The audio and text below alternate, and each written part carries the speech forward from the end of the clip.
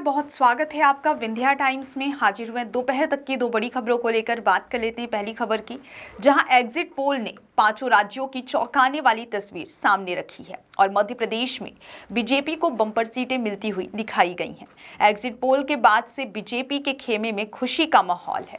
इन सब के बीच बीजेपी में अगला सीएम कौन होगा, इसे लेकर सवाल पूछे जाने लगे हैं और ऐसे में एक तस्वीर पूरे मध्य प्रदेश में चर्चा का विषय बन गई है।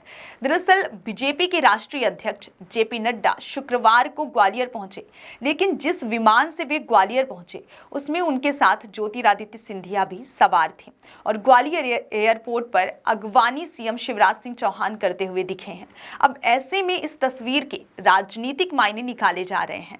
सीएम शिवराज सिंह चौहान से मीडिया कर्मियों ने सवाल भी किया कि यदि बीजेपी फिर से सत्ता में आ जाती है तो क्या अगले मुख्यमंत्री एक बार फिर से सीएम शिवराज सिंह चौहान ही बनेंगे। तो इस पर सीएम शिवराज सिर्फ बीजेपी को जिंदाबाद बोलते हुए निकल गए। शिवराज सिंह चौहान ने अगला मुख्यमंत्री कौन होगा इस पर कोई जवाब नहीं दिया।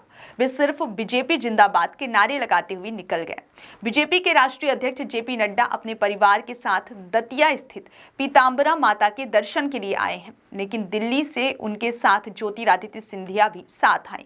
ऐसे में कयास लगाए जाने लगे हैं कि आखिर जेपी नड्डा के साथ सिंधिया की इन नजदीकियों के मायने क्या हैं। लोग तब आश्चर्य में पड़ गए जब दोनों की अगवानी करने ग्वालियर एयरपोर्ट पर खुद सीएम शिवराज सिंह चौहान पहुंच गए। उनके साथ गृह मंत्री नरोत्तम मिश्रा भी ग्वालियर एयरपोर्ट पर मौजूद थे। एग्जिट पोल आने के बाद अब सभी की निगाह 3 दिसंबर पर लग गई है, जब मतगणना होगी और हर सीट के रिजल्ट सामने आएंगे।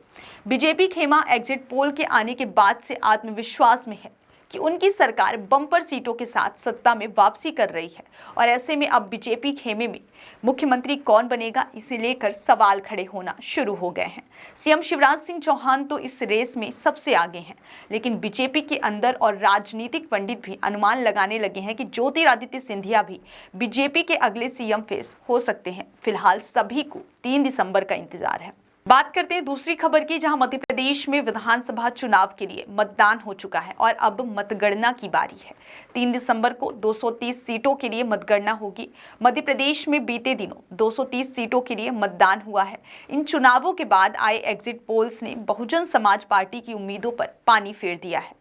मध्य प्रदेश में तो खुद मायावती कई सीटों पर प्रचार करने गई थी। इस दौरान उन्होंने भारतीय जनता पार्टी और कांग्रेस दोनों को कटघरे में खड़ा किया था। हालांकि एग्जिट पोल्स में बसपा को कुछ खास फायदा होता नहीं दिख रहा है। मध्य प्रदेश में पूरे दमखम के साथ चुनाव लड़ने वाली बसपा के बारे में अनुमान लगाया जा रहा है कि मध्य प्रदेश में उसे 2 सीटें मिल सकती हैं। अगर एग्जिट पोल के अनुमान परिणामों में तब्दील हुए तो इन राज्यों में मायावती को लोकसभा चुनाव के लिए नई रणनीति पर काम करना पड़ेगा।